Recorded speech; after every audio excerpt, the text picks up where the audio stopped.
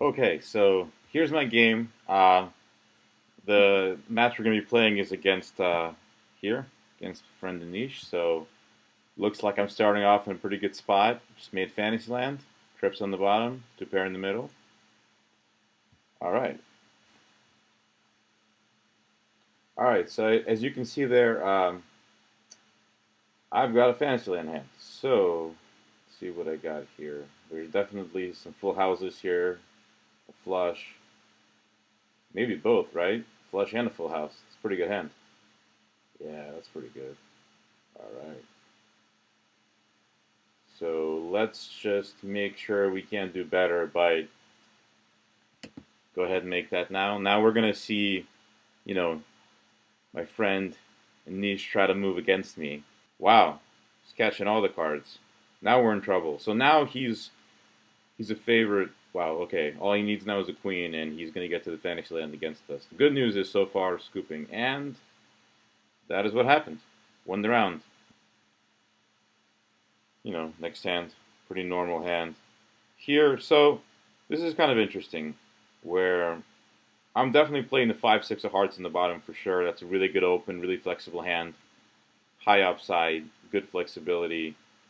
Um, Queens goes to the top of Fantasyland. That's pretty obvious. The only question is what to do with this jack. So in the past, I used to do things like this, try to get cute.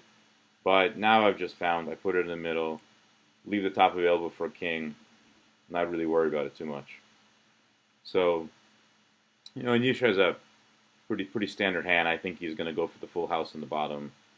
I might think about playing a jack nine in the middle, leave himself some backdoor for a straight there. We'll see. I think he might have made the right move there. The only question is really, do you want to put the three and leave it live for the full house? I would. I would, just because full house is really a nice payoff, but we'll come back to that later. All right, so this is, that's obviously good no matter how you think about it, but I can go all kinds of ways here. I can go for a straight, a straight flush, pair it. Actually, I'll just talk, and I'm not sure what I want to do. So, well, we know all the cards are live here, so we don't need to look there. Yeah, all the cards are equally live. So, I like the full house. A live full house. You really can't do much better than that. And here, it's a little bit better with a four, just because now I might make trip fives and trip deuces, something like this. Not going to happen very often, but always good to give yourself those small edges. So we're going to go with that. Throw the seven of hearts away, which we can always remember by looking here. And I think we're going to make that a little bit easier going forward. Just you don't have to click two buttons, but it's always there. Of course, Anish doesn't know I threw away seven of hearts, but in this particular case, it doesn't make much of a difference. I would love to throw away an 8, not let him know that, okay, so his hand improved. And here, already, not going to second guess it, but I could have made a straight if I wanted to with the 3, but let's see. So normally in the past, I would have done something like this, but with the card not being 100% live and the full house still having a lot of value, I'm actually going to go ahead and do that. I'll kick myself if I pull two kings, but full house is still 6 points. Well, and I'd love to know the odds, but I'm not that big an underdog to get it. It's two cards out of 6 that I need out of a hand that's really live. I've seen a lot of cards, so unless Anish is being a little devil and hiding a 5 from me, in his discards. So his hand just keeps on improving, and yep, well, just keep getting 7s. So that's cool. So look, I'm going to go for the Fantasyland here. And he doesn't seem like that strong a move. And it's not. But what's my other option? Wait for him to foul. And he might, with the 9s in the middle. But anyway, let's not waste a lot of time. Let's just go for it. We can come back to this later if we want. But basically, it's a long shot, but the hand isn't much anyway. I'm losing in all the spots. Putting the 7 and risking for that is not worth it. For Queens and Fantasyland, it might be. Definitely, I don't know if I misplayed the hand, but if I played it the other way, it would have turned out a lot better. Alright, so this is the moment of truth. Man, not the hand. Even here, Wouldn't have made any difference, but I could have paired the 3. Anyway, not even close. But look, you can see, other than the king high up top, couldn't have won any spots, right? And there's no chance that that Anish would have let me win with king queen high.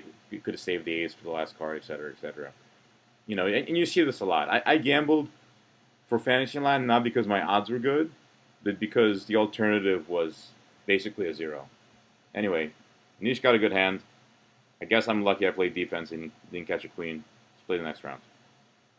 Let's see if... oh, he moved. Wow, that's a nice hand. That is a nice hand. Now, notice that Anish didn't play the full house, and that's correct.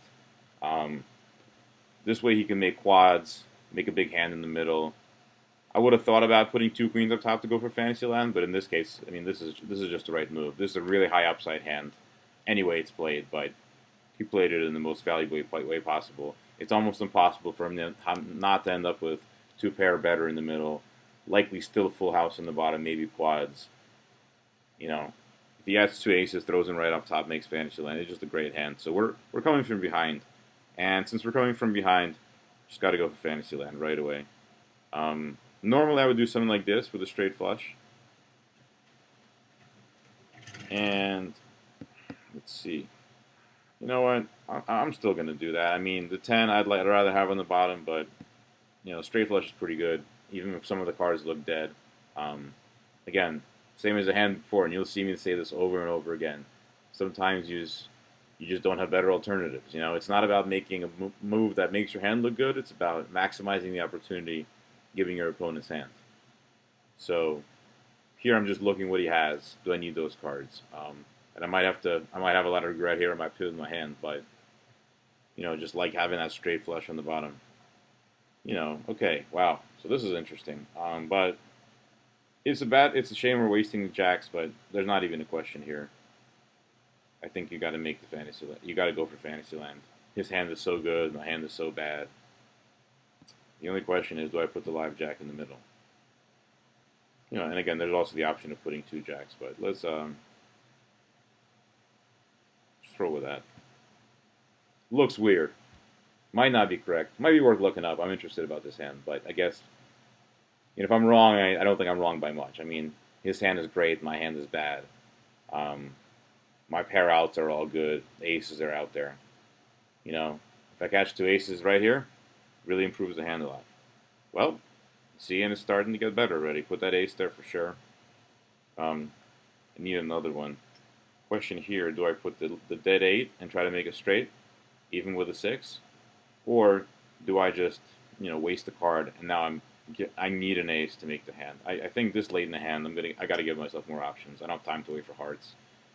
I'm just looking for an ace, or the case 2 kings, and something on the bottom. I'm an underdog, but with that ace, I've got a shot. I've got a shot. In the meanwhile, look, like I said from the beginning, his chance of making 2 pair in the middle was basically 100%. Just we're getting lucky he's not catching any kings or aces up top. And in fact, I think it's pretty smart that he put the 10 and jack there. I don't know if I would have locked it up in this way necessarily, but I can sort of see the reason why. Let's see. So here, yeah, I play the pair. More likely to make 2 pair. Either way, I need an ace in the middle. So, you know, I can try to get cute, go for the straight, need the 6, but there's only 3 of them. 2 pair is easier to make. And in any case, I'm going to need that ace and the ace only in the middle. So this is my best chance for Fantasyland. So, assuming Nish didn't throw away any aces, I'm something like close to a 3rd chance to pull an ace right here. And I'm a decent favorite to catch another card that helps. So, you know, I mean, I'm like 10, 15% for Fantasyland. It's not as bad as it looks. And as you can see, I improved one of them, but not the other. So I had a chance. I was 1 card away. And overall, very lucky hand. Would have been nice to make my hand, but given where he started, now of course, in retrospect, he would have had a full house right away, but, you know, Nish did the right thing and just did not maximize his hand. Just the cards weren't there in the order. And And I almost made it, so I feel alright about that. Let's play another one. So here, this one is pretty standard. Again, I could play the 4 straight, but I like kings and queens up top. You know, go for fantasy land. Always go for fantasy land more or less. You can get into the numbers why maybe in a future video, but just for now, just think of it. You look, it's a 17-point bonus or so. It's 7 points for the queens, and fantasy land is worth like 10 points. So it's a good hand. All right. Let's see here. Wow, that's awesome. Note again, I'm not, I'm going to throw the 7 away. Sure, it helps in the bottom, but, and it's not because I'm committed to the straight with a dead 8. That's kind of okay, actually, but you've got to, like, improve all 3 levels of your hand. So here, the pair of 3s really helps the middle by a lot. That's by far the most valuable thing to do. The only question would be, do I put the king, or do I improve the bottom? And the truth is, the 3-card straight versus the 4-card straight with a 7, about the same. Not really an improvement, whereas the king clearly improves the top. So early in the hand, it's almost like chess. You develop pieces, you make good moves. All right, and he's getting some good hands, and awesome, very, very good. So all good cards. Question is what to do. I mean, when in doubt, just play aggressively for the most upside, right? I mean, not great to, now I'm locked in, I'll need to make the straight or trips on the bottom, but at least I know what I need to make. I've got 6 cards at it. Let's do it. And notice if I get a queen or an 8, I can still make the straight. We're not giving up on the straight at all. It's, it's too bad we've thrown away some cards that would help with the straight or the trips, but there's still many ways to do it. I can catch 2 9s right here and be good. Catch a straight and be good. Or just catch 1 9, I would probably put that on the bottom and take my 20% chance in the last draw. So, all right, and let's see. And what move was that? I wasn't even paying attention. So, okay. Wow. Again, very good hand for our friend. Could have used the queen. Man. All right. Well, yeah. So this is a shame, obviously. Now I'd love to play the hand over again and put the aces in the middle somehow. Not going to happen. Can't cry over spilled milk. Like I said, if I catch 1 9, that's good enough. It'd be nice to catch it right away, but I'd always rather catch 1 card than 2 cards in the last draw. Almost always, not always, but in this case for sure. So I'll take my 20% chance at a 9. Could have been a better draw, but I'm not dead yet. Need a 9 and a 9 only. Meanwhile, Nisha's a good hand.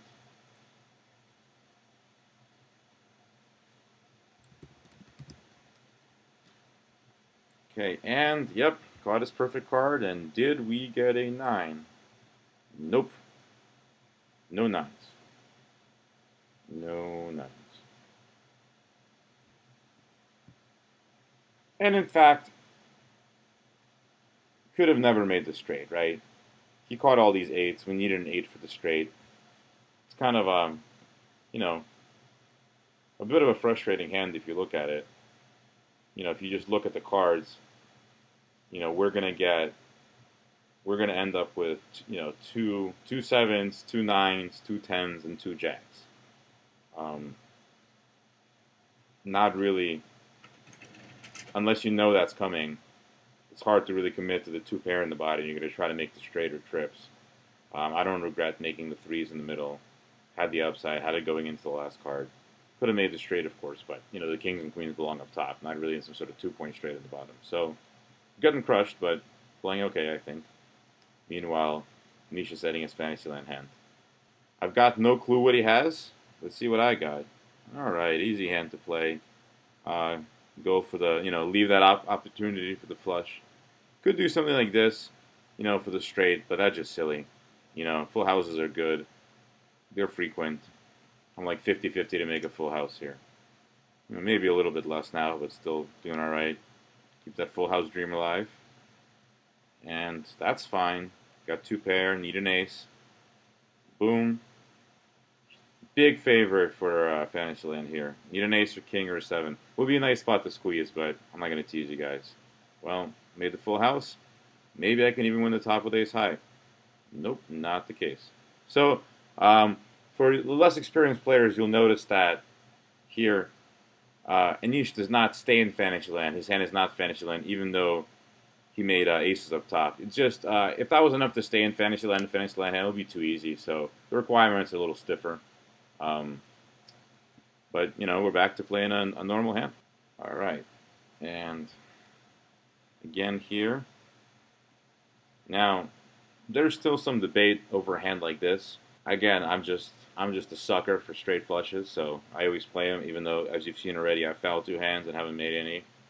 I think if we play long enough, my strategy will pay off. If that was a 10 of spades, it wouldn't even be an issue, but it could very much be that jack of spades will prevent me from winning with a flush in the middle because I can't make a big enough flush in the bottom, but I really think maybe a jack is the most on the edge. I mean, would love to put it on the bottom. Oh, well, I don't know if that was good or bad for me. So, jack and 3 is dead. So are my diamonds. Yeah. All right. Well, this makes it easy. I mean, diamonds are dead. Got to make the pair that 6 for sure. Question is, do I play the ace or the 3? And never really sure what to do with these things. I'm gonna go ahead and play the ace. The tiebreaker is just I could still make that flush. I know it seems crazy, but I could. So that's my move. I mean, I want to pair that ace in the middle, and I'm definitely not putting it up top. That would make no sense. Although it would help me win the top. But at this point, I'm pretty committed to the ace. I mean, wow, that's not great. What happened there? And let's see here. Well, late in the hand, so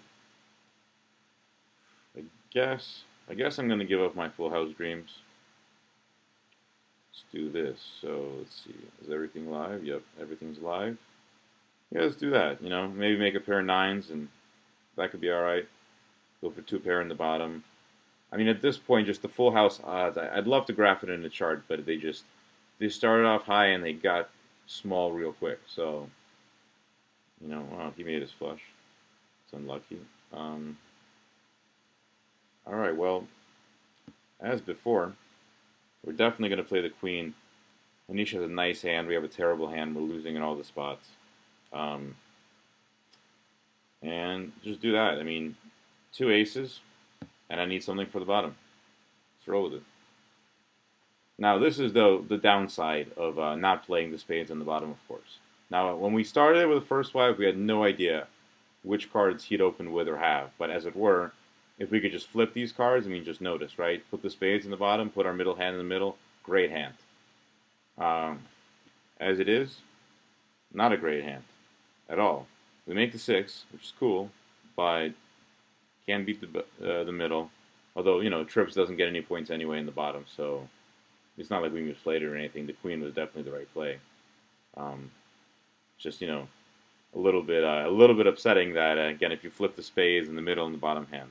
So man, all right, let's try to win a hand here finally. See what happens.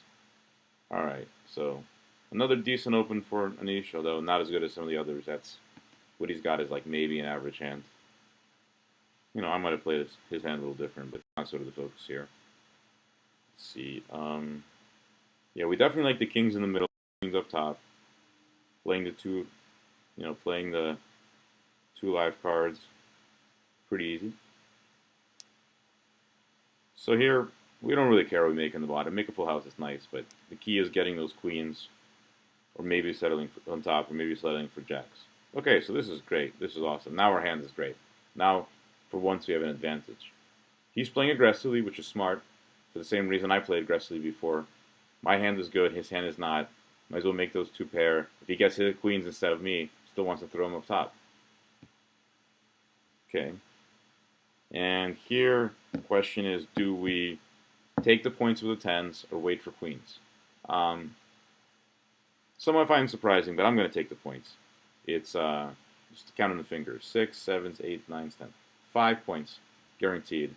Good chance to scoop. He's likely fouling, and we haven't given up quite yet. All we need is an 8. a massive hand with trips. And while it doesn't happen often, it happens often enough that because the upside is so huge, that adds a point to your value.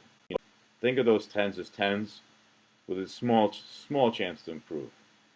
Whereas if you throw it away, it is what it is. And as you see, boom, massive hand. Can't make a full house in the middle, but another left to squeeze. Oh, and there it is. That's why we held out. That's why we put the tens. As low as it seems. 5%, 7%. You multiply that by a massive bonus, and on average. So, and of course we're in Fantasyland because, So, what do we got here? Again, tap the pineapple to sort. See, look for the trips. Yep, the trips are right there, right? So, at the minimum, we've got trips, so a full house, and better than that. There's no straights, no flushes that are, don't overlap with this. So, kings up top, it's a nice bonus. We'll take it. It seems like we almost could have had more, but this is a nice hand. One thing that's funny here, though, and we'll find out in a second, because I don't know what he got dealt. He's not looking at his hand, but with all these trips and all these pairs, it's a really good chance he got quads. He's definitely got 2 trips. I would be shocked if he does not. Among 14 cards, I expect there to be some quads that we're up against. Or 2 full houses. Small chance we win the bottom, but I would be actually pretty surprised if we do. Wow, yeah, wow. Only 1 trips, trip 5s. So, next hand. So here, this is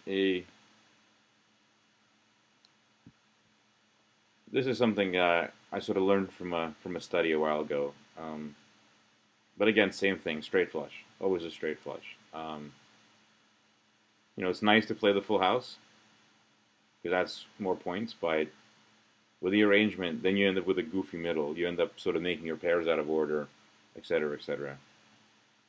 Straight flush is never a bad hand. Yep, and okay.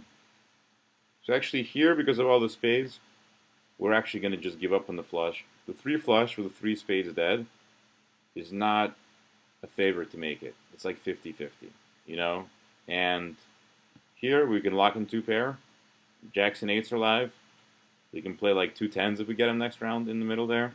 And we're just going for Fantasyland. Now, Fantasyland is not that likely here because an ace, a king, and a queen is gone. Which doesn't sound like a lot of cards, and it isn't, but because 1 of each is kind of annoying because you need 2 of each, right? I can also get an ace, a king, and a queen, but all that's going to do is win with a nice ace high on top. And now, wow. So, interestingly enough, after saying we get rid from the flush, we're right back in. Because a 4 flush is easy to calculate. So we've seen 5 spades and 3 spades for our opponent. That's, let's see, 8 spades. There's 5 spades left. Or maybe 4 if you threw 1 away. But let's just assume it's all 5. That's about 50% chance to make the flush right on the very next move. And then another 50 on the move after that. Now, it's less because he's going to cash in spades sometimes. But just roughly speaking, it's very conservatively still in the 60%. And again, always think about the other side. So if the queen is 100% live, we could do something like this, which would be smart. But with only 1 queen, that queen doesn't help us. Sure, we may wish we played things differently if we miss a spade and he fouls the hand. Because Anisha's hand fouls a lot here. But, still has 3 full moves. I mean, gotta go for the upside. Don't want to just sit there and collect 6 points. And there you go. We make the flush. It's all good. Very, very nice. He did improve his hand, but now I like our spot. We can't foul. He's fouling definitely majority of the time. And we still might get that Fantasyland or that jack. I mean, it's not likely, but far from a 0. Yeah, he's not going to make a flush. He's going to have to start pairing something on the bottom here. I actually, if the ace-king wasn't so live, I really wouldn't like his hand at all. What could he possibly be thinking about? Okay. Wow, okay, wow, he's Well, we got our jack. He needs an ace and an ace only, but tell you the truth, with his hand, that was a good draw.